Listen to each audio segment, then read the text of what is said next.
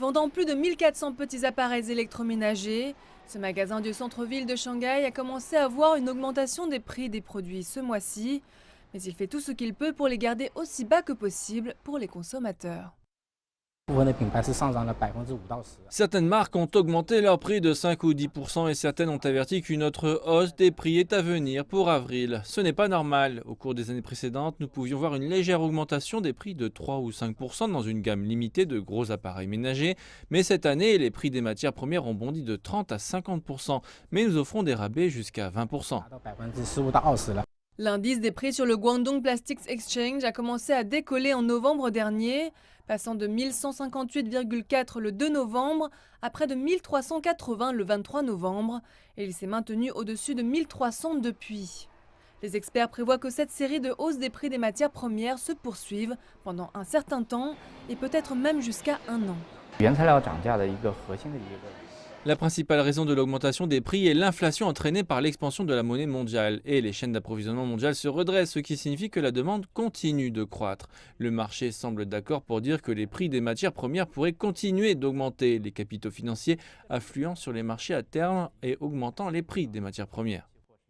La flambée des prix des matières premières a mis une forte pression sur les petits fabricants d'électronique ménager. Mais il s'avère qu'ils ont déjà trouvé des moyens de surmonter le problème autre que de simplement augmenter les prix. Ils ajoutent de nouvelles capacités technologiques et les consommateurs sont ravis.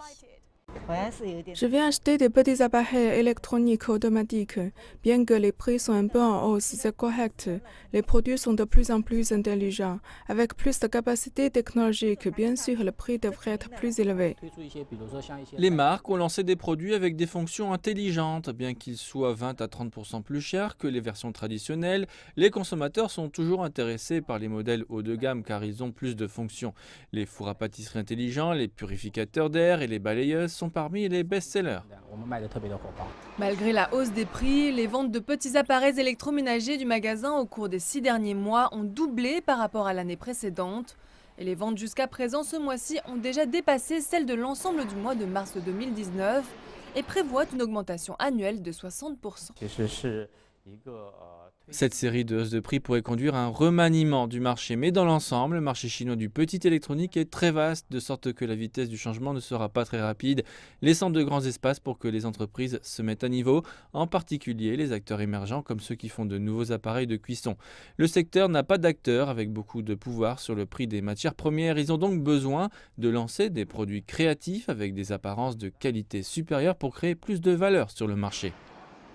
Les données du Tianjin Industry Research Institute montrent que les familles moyennes en Grande-Bretagne, en Australie, en Allemagne et en France possèdent entre 20 et 30 petits appareils ménagers électriques, alors qu'en Chine, chaque famille moyenne en possède un peu plus de 9.